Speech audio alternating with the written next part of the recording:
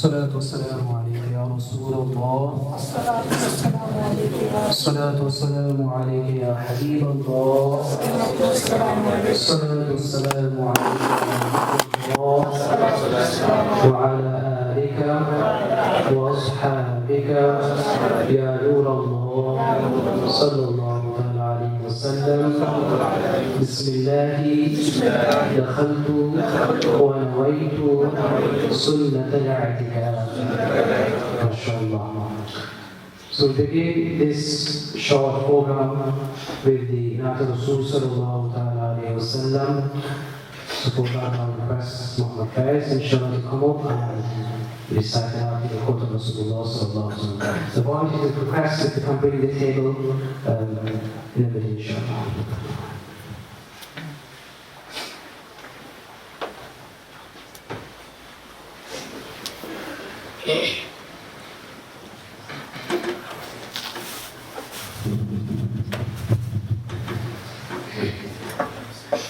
السلام عليكم ورحمة الله وبركاته.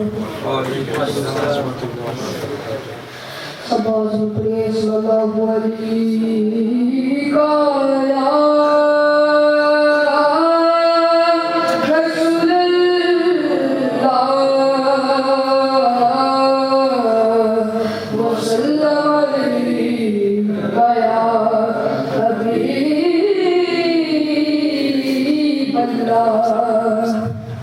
على حضرة إمام أهل السنة فاصل إبراهيم رحمة الله عليه وعلى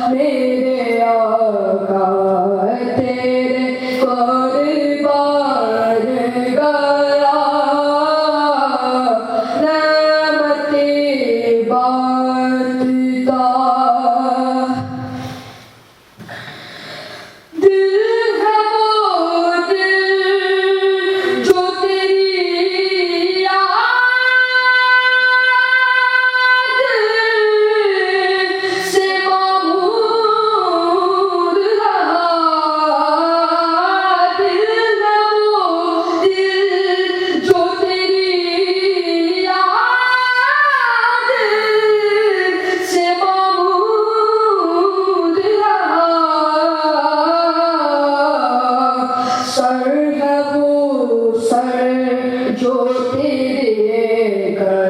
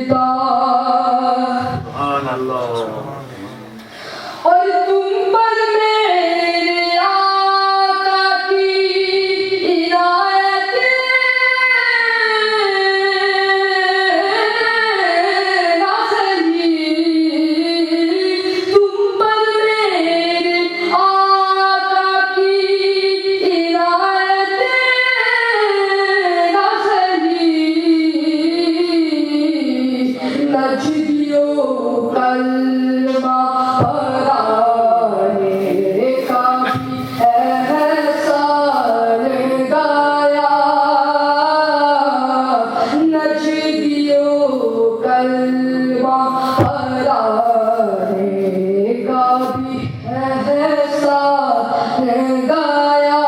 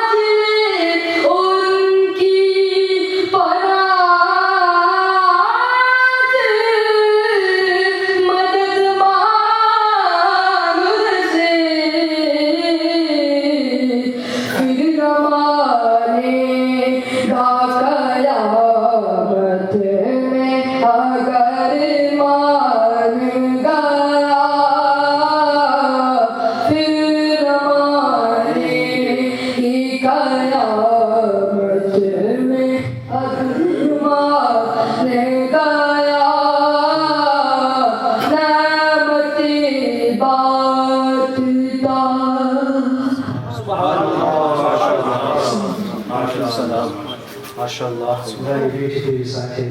Naat Sallallahu Alaihi Wasallam, may Allah Subhanahu Wa Ta'ala elevate him, may Allah Subhanahu Wa Ta'ala give him more tawfiq to recite Naat in the quote of Rasulullah Sallallahu Alaihi Wasallam.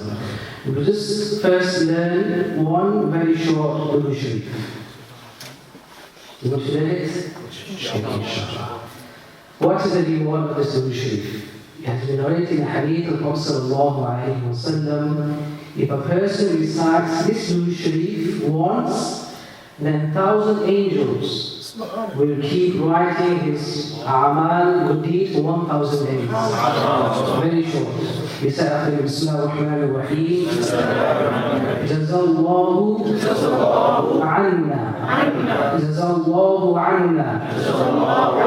You repeat. Jazallahu anna. Once more. Jazallahu anna. Jazallahu anna. Sayyidana. Usually it's Allahumma salli ala Sayyidina. Here is Zabr. Sayyidana. Muhammadan. Jazallahu anna. Sayyidana. Muhammadan. Repeat. Jazallahu anna. Once more. Jazallahu anna. Sayyidana. Muhammadan. Okay? Jazallahu anna Sayyidina Muhammad sallallahu alayhi wa sallam. Ma huwa ahlu. This is the part. Jazallahu anna Sayyidina Muhammad sallallahu alayhi wa sallam. Ma huwa ahlu. So first part. Jazallahu anna Sayyidina Muhammad sallallahu alayhi wa sallam. Last part. Ma huwa ahlu. ما هو أهل once more ما هو أهل so what's it ما هو أهل from the beginning جزا الله عنا سيدنا محمد صلى الله عليه وسلم ما هو أهل ما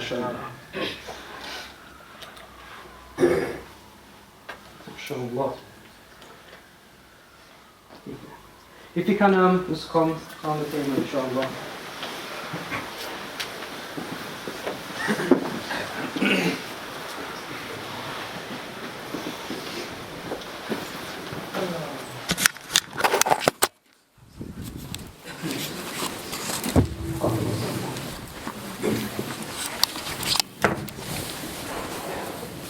Okay, inshallah today, as you can see, we're going to do, we are shrouding and carrying a coffin.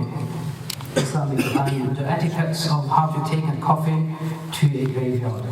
If you remember, 2 weeks ago, we talked about how to bathe a deceased, a mayyit. So request someone to, inshallah, volunteer to become a deceased for a short while. Have salam alaikum. MashaAllah. May Allah prolong your life, inshallah. MashaAllah. Okay, this is going to be a disease. Now, if you can remember,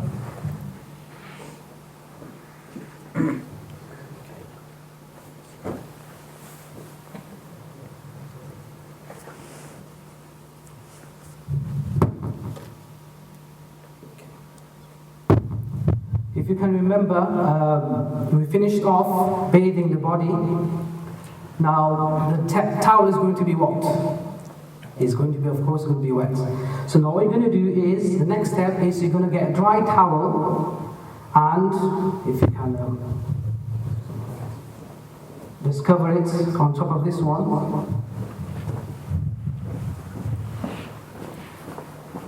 And then remove the, so you need to remove the wet one from the bottom of it. Yes. MashaAllah. That's fine. Okay, so this is the wet one.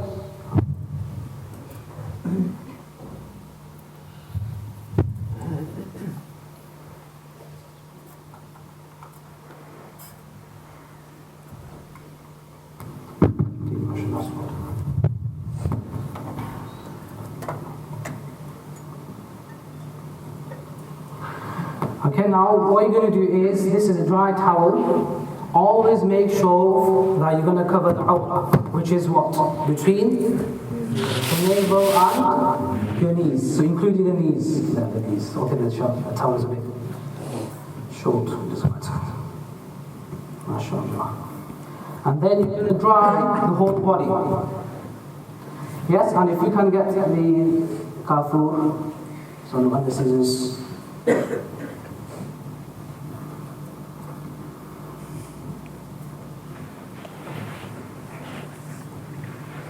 Kafur in Arabic or Urdu, I don't know what you call it in Gujarati. Kafur? Kafur. It smells good. I'm not going to use it, but what you're going to do is, you're going to apply this kafur on the places, the body parts which are touched, in sajda, which are placed on the ground. So the forehead, yes, the nose, the two hands, yes, knees you're not going to touch, and the feet. Because it's called Ghurul Muhajjideen, the Prophet ﷺ says that those who do wudu, yes, I will be their qa'id. Qa'id means the leader. Ghurul Muhajjideen.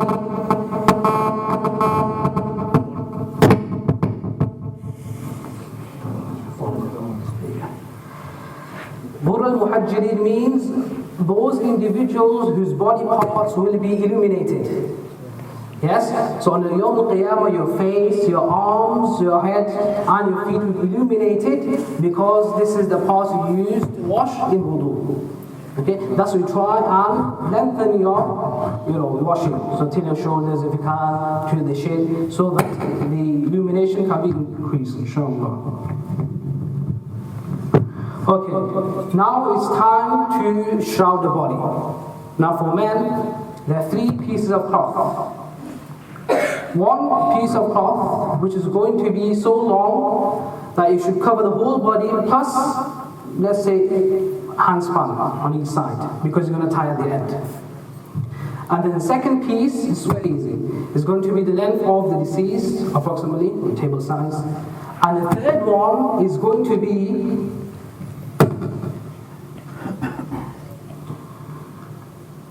it's called a, if you understand it. It's called a shirt, qamis, okay? Kafizu. The shirt, which is placed like this.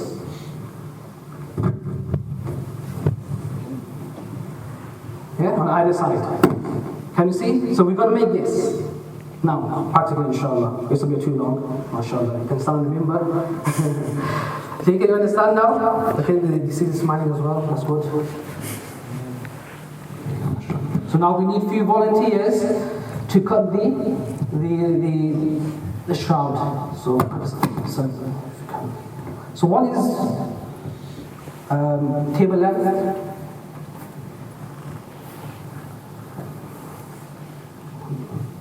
That's fine.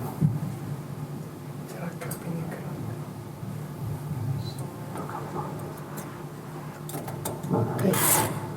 Okay,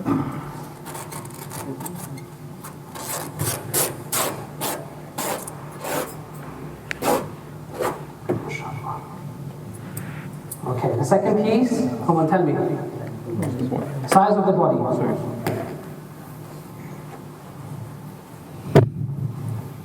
That's fine.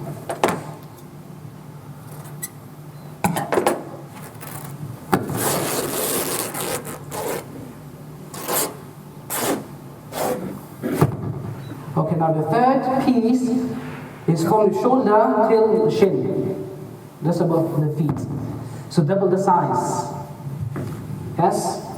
So it doesn't really matter the exact size. That should be enough. Sure.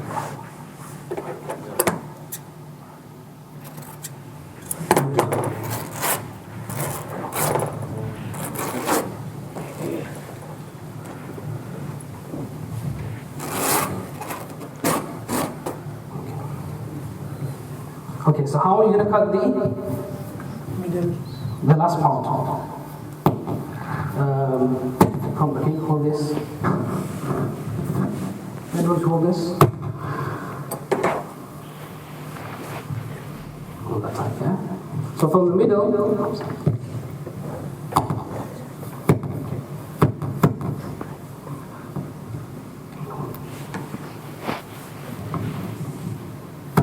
a slight cut, not too much.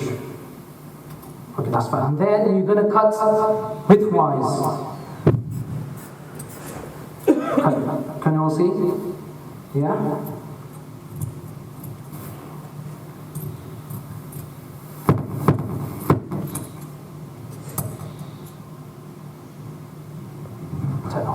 Stretch it.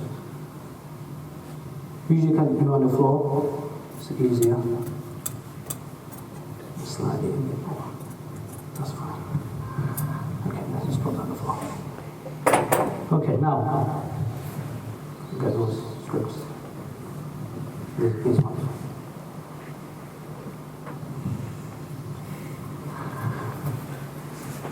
Okay. Then you're gonna have, you need to make 3 strips. You don't have to. It'll be good if you do because you're gonna tie at the end. So these 3 strips will go at the bottom.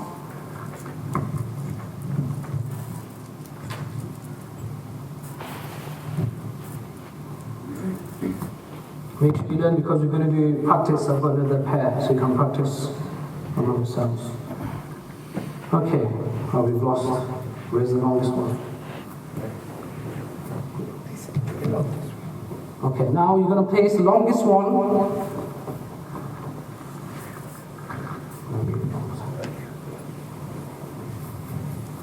First.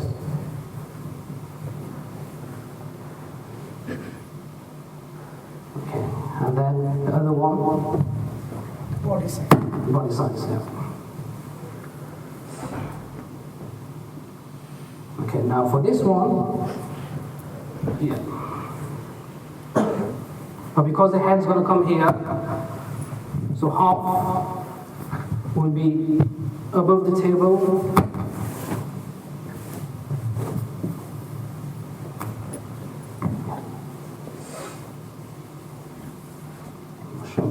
So we can.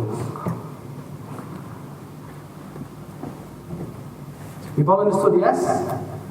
Yes or no? Yes. Okay. Now, so this is still covered.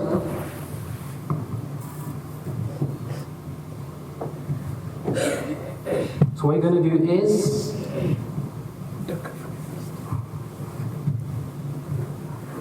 can you see that? Because it's covering the aura now. So what you're going to do is remove the towel. And then you're going to wrap first starting with the left and then the right. So the right side is on the top, right of the mayyit. Yes, so if you can get volunteers to do that.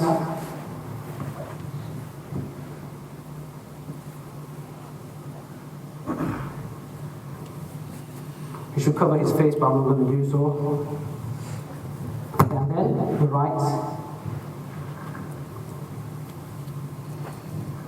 This one.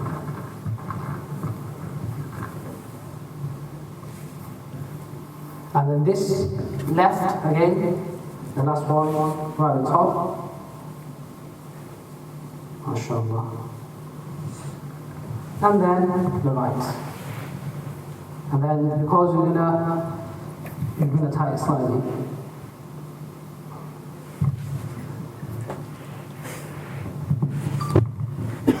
Sure.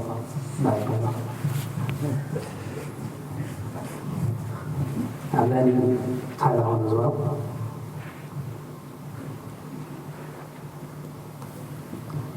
That's it. Yes? And if you want to, you can write the kalima on the chest. Yes, you can write the kalima on the forehead. You can also place Ayatul Kursi or Ahad Nama in the coffin or in the grave. It's good for barakah. You know, Hafiz Marhum Abdullah, when he passed away, that morning, after Fajr, I went to sleep, I saw a dream. I just want to, because it's good to narrate good things about Mayyit. So I saw a dream that he was coming out of his house and he was going into the car, coming to the masjid. Yeah, and his body is there. So I said to Hafiz Abdullah, say, Ya Ghaus al-Madad, Ya Khwaja al-Madad, Ya Nur, and his bill Mushi is Nu'an Bawasad. So he repeated. And then that morning, what happened after the shrouding everything, Haji Sabafi, he came to me and said, write something on his chest. So I wrote, Ya Ghaus al-Madad, Ya Khwaja al-Madad, Ya Nur al-Madad. Yeah, that's the interpretation of the dream probably. Yes, it's good to write something good names, okay, because angels, even though we can't really read, but angels can. Yes, so if you can La ilaha illallah Muhammadur Rasul, if you can see it, okay, inshallah you'll be protected from the agonies of death, especially the agonies of the grave, and the question and answer of Mulk al-Nakir. So this is very important. Any questions about this? No?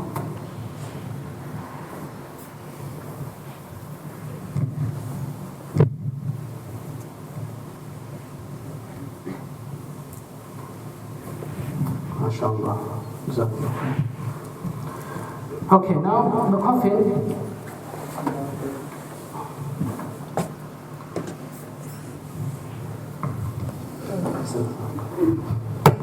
Okay, this is for a child.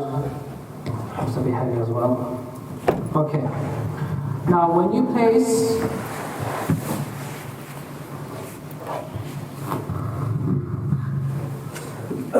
the body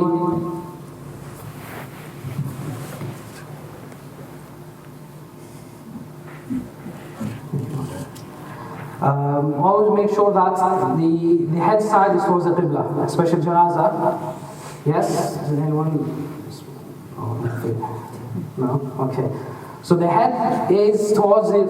So always keep the right hand side of the body towards the Qibla. So the head is on this side and the body is on this side.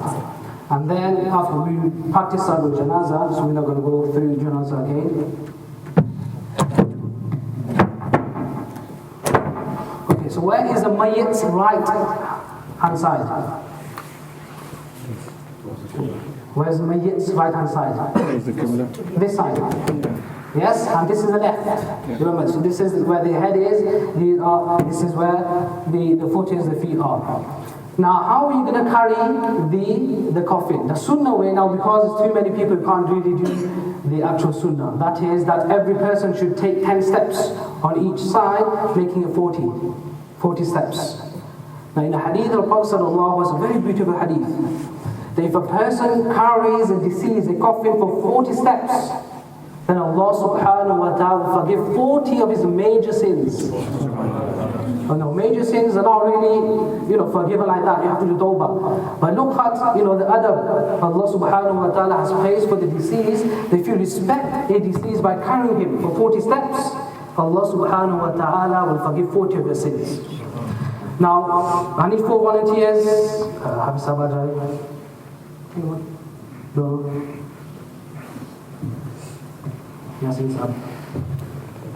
Okay. First is you're going to lift the top right side. And then bottom right, then top left and bottom left. And then place on your shoulders. That way. Face it this way. Facing me. Yeah? So the hair's going to be at the front.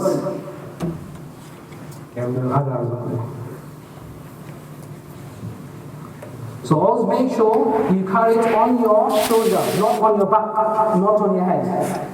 Okay, on the shoulder.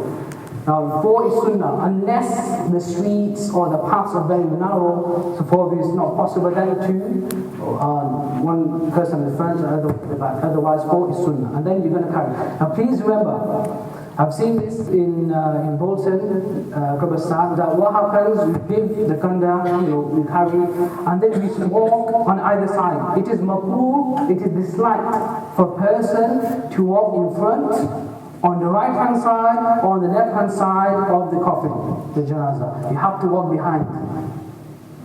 So, okay? So always if you give, if you carry the coffin, you pass it on to another person, walk behind. Okay?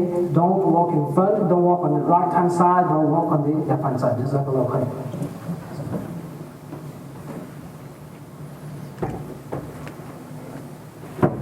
Okay, so now next week inshallah what we're going to cover is how to bury the deceased, the sunnah way. Yes, the sunnah way, not just like filling the grave with the soil, no, there's a sunnah way, a practical way of covering the coffin and filling the grave inshallah, which we're going to do inshallah next week. Yes? So do you have any questions? When you're writing something on is it just your finger? Your finger is fine, yeah, finger. You can use attar and stuff as well? Or is You can use attar as well, yes. Afu, attar, halal, pure. Any other questions? Yes, but not touching the body, because there might be impurities coming out. Okay, so it's best to, especially in, I don't know how it happens here, but it's usually good that when you bury, and we're going to talk about this inshallah next week, that when you bury the deceased, okay, you make a hole in front of the face. Now, when you place, I forgot to mention it, when you place the deceased in the coffin, make sure the head is turned towards the qibla, right hand side. Okay, if you want to place a rock or stone in the back, okay, before burial, to keep the face towards the qibla. So now, because the face is facing that way, so you can place a taweez or ahadnama, ahad kursi or kalima, okay, on the wall, the ground, in front of the face. Okay, rather inside. But you can put it inside, but make sure it doesn't touch the coffin or doesn't touch the body. We're going to talk about this next week inshallah. How to bury the deceased. And the du'as we need to pray.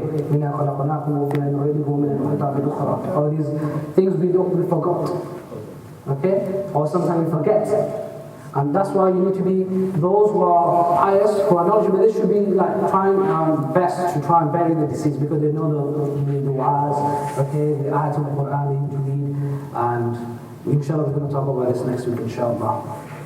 So any questions? Okay, I'll ask you the question. So 3 pieces of cloth. The first part should be how long?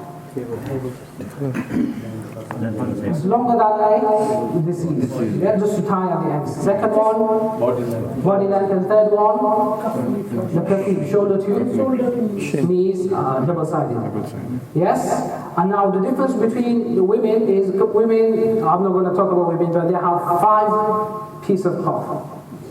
5 kafanas. We only have 3. Yeah? So the women should understand, even after passing away, how important for them is to conceal themselves, to conceal their beauty. Yes? That nothing should be apparent. The 5 for women. Yeah? For men, it's only 3. And if a child has been born, live for let's say 10 seconds or a minute, okay, then you give ghusl and you'll do the kafan as well. But if it passed away in the moon, look at the fetus, or for any reason, for illness, passed away, then there's no kafan. You just wrap it in a piece of cloth and bury it. But if a child lived even for a second, what the sign is that screamed. Yeah, how could many times during child labor, yeah, the child is coming out and halfway, okay, scream and then passes away. So we're going to do the ghusl and then kafan and salat janazah for that child. If it's came out dead, or the doctor said he's dead inside the mother's womb, okay, then there's no kafan and there's no salat janazah. We just wrap it in a piece of cloth and bury the baby. Take it inshallah.